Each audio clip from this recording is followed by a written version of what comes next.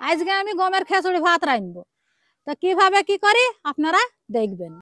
তো গত কয়েকদিন আগে আমি একটা ভিডিও আপলোড দিয়েছিলাম যে গ্রাম বাংলার ঐতিহ্যবাহী ঢেকি নিয়ে। আর সেই ভিডিওটা আমার মাও দেখিছে, আর দেখার পরে মার মনে করেন আগের পুরোনো দিনের স্মৃতির কথা মনে পড়ে গেছে। মারা যে আগে গ্রাম বাংলার মা চাচিরা যে কাজগুলা করতো, মানে ঢেকিতে ধান ভানা, গম পাট দেওয়া আর চাল কোটা আর কি, মানে এই সকল কাজগুলো আগে ঢেকিতে হইতো। তো মা বললো যে নাকি মা এখানে আসবে, আমাদের গ্রাম অঞ্চলে তো যেহেতু ঢেকি নেই, তাই সে গৌরীনগর থেকে নিয়ে চলে এসেছি বাড়ি বাগায়। আর মা আজকে একটা নতুন রেসিপি করতে চাচ্ছি, মানে গম পাট দিয়ে গম থেকে নাকি চাল বের হবে, সেই চালের খিচুড়ি রান্না করে দেবে। তো আমি কিন্তু এর আগে এরকম ভাবে গমের খিচুড়ি খাইনি। আর আপনারাও খেয়েছেন কিনা অবশ্যই কমেন্টে জানাবেন। আর কিভাবে এই ঢেকি থেকে পাট দিই গম থেকে যে চাল বের হয় আর সেই চালের খিচুড়ি রান্না করা হয়, আপনারা পুরো ভিডিওতে দেখতে থাকুন।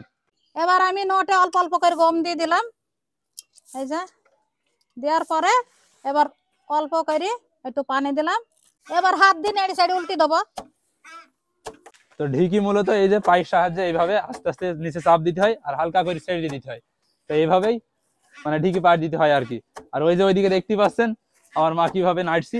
তবে নাড়াটা দেখেন, এটা একটা রিস্কের কাজ, হয়তো দুর্ঘটনা ঘটতে পারে, কিন্তু আগেকার মানুষের এভাবে কাজ করা অভ্যস্ত, তাদের হাতে বা এতে পড়বি না। আমরা যদি ওখান থেকে হাত দিয়ে নেড়ে দিতে যাই, আমাদের ভয় লাগছে হয়তো হাতে পড়তে পারে, যে হাত কেটে যাওয়া কিংবা ভেঙে যাওয়া রিস্ক থাকতে পারে আর কি। ঠিকই, যে জিনিসটাই করা হয় পাট দিয়ে আর কি, সেই জিনিসটা স্বাদটা নাকি দ্বিগুণ হয়ে যায়। এক কথায় খেতে অসাধারণ লাগে।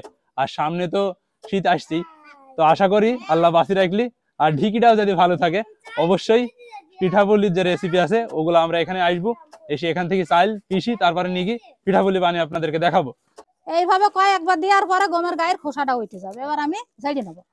তো দেখেন কুইলুতে কারণ খোসা গোনা গমের গায়ের উঠে পড়ছে। এতক্ষণ তো আপনারা দেখতে পেলেন এই যে মানে ঢিকির সাহায্যে পাট দিয়ে কিভাবে গমের গায়ের খোসাটা মানে উঠিয়ে নেওয়া হলো। আর এটাই মূলত গমের চাউল গ্রামের ভাষায় বলে। আর এই যে দেখতে পাচ্ছেন কত মানে কি পরিমাণে গমের উপরকার খোসাটা উঠে গেছে, যেটাকে তুষ বলে, বা ধানেরও তো এরকম উপরের অংশটা উঠে যায়, তারপরে চাউল বের হয়। আর এটা মূলত গমের চাউল। আপনারা দেখলেন যে গমে হাতে কিভাবে চাইল বের করে আনো। আমি এবার গমের খিচুড়ি আনবো, তার জন্য আকাই এবার গরম পানি করতে দিয়েছে। এবার আমি গমের চাইলটা সুন্দর করে ধুয়ে নেবো। গমটাও ধোয়া হয়ে গেছে, পানিও গরম হয়ে গেছে। পানির হাঁড়িটা নামিয়ে দিয়ে আমি এবার মশলাপাতি বেটে নেবো। আমার মশলাপাতি বেটে নেওয়া হয়ে গেছে। তো মশলা বেটেছি আমি পেঁয়াজ, রসুন, জিরি, মৌরি, এলাচের ফল। তো ডালটা আমার ধুয়ে নেওয়া হয়ে গেছে।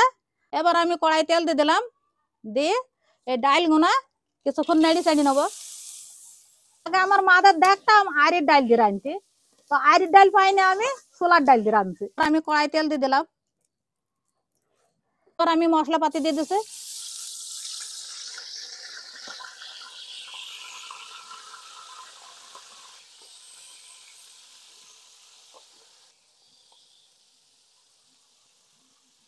আরো দিছে কাঁচা ঝাল, তারপরে কাঠ, তেজপাতা, আর এই যে লবণ। মশলা আমার কষে নেওয়া হয়ে গেছে, তো অল্প করে মো দিয়েছি। এবার আমি ডাল গুঁড়া দিয়ে দেবো।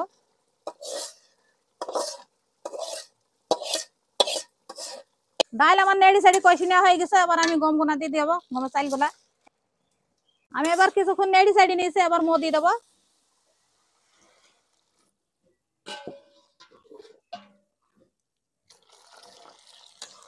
কতটুকু পরিমাণ মো লাগে ততটুকুন পরিমাণ আমি মো দিয়েছি। এবার আমি আস্তে আস্তে জাল দেবো। আজকে রান্নাটা হবে আমার মা চাষিরা গমের খিচুড়ি ভাত যেভাবে রাঁধতুক সেইভাবেই রান্নাটা হবে। আমার গমের খিচুড়ি ভাত রান্না হয়ে গেছে। এবার গুঁড়ি মশলা ছিটিয়ে দিলাম একটু বাসনা হওয়ার জন্য। এই যে উল্টে পাল্টে এবার নামিয়ে নেবো। এতক্ষণ তো আপনারা দেখতে পেলেন আমার মা কিভাবে রান্না করলো এই গমের খিচুড়ি। তো সত্যি কথা বলতে আমি কিন্তু খাইনি এর আগে, আজকেই প্রথম খাচ্ছি। তো খেয়ে দেখা যাক। আর সেই সাথে দেখেন, দেখতে পাচ্ছেন আমার পাশে দুইটা অতিথি। এটা হচ্ছে আমার মামার ছেলে লিখন, আর ওইটা হচ্ছে আমার খালার ছেলে, ওটা ওর নাম হচ্ছে আকাশ। তো ওদের মুখ থেকে রিভিউটা আজকে নেবো। কেমন লাগছে? তোরা তো খেয়েই ফেলেছিস। অস্থির হয়েছে, অস্থির স্বাদ। 10-এ কত দেওয়া যায় বল? 10-এর মধ্যে তো আমি আমার মতন 20 দেবো। 10-এর মধ্যে 20? মন থেকে তো একেবারে মন থেকে। এবার আকাশের পালা। কিরকম লাগছে? অনেক সুন্দর। এটা মানে বল বল বল, যা যেমন লাগে তুই সেরকম বল। না, অনেক স্বাদ হয়েছে। ফার্স্ট টাইম, প্রথমবার। হ্যাঁ, অনেক স্বাদ। 10-এ কত দেওয়া যায়? 10-এ 10। 10-এ 10? আর নিজের লোক বলি নাকি? এবার আমি খেয়ে দেখি। তো ওরা তো ওদের মতো রিভিউ দিল, এবার আমি খেয়ে দেখি বিসমিল্লাহ।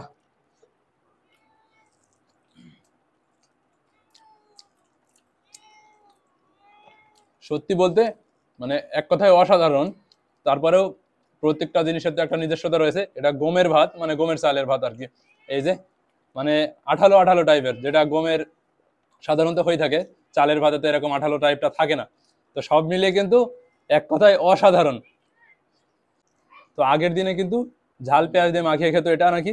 আর মানে ভাতটা আরো শুকনো হয়ে যেত, মানে রেখে দেওয়ার পরে পরে এই যে যে আঠালো বা রসটা আছে এটা একসাথে জমে একটা জমাট মতো হয়ে যায়, মানে দলা দলা টাইপের আর কি।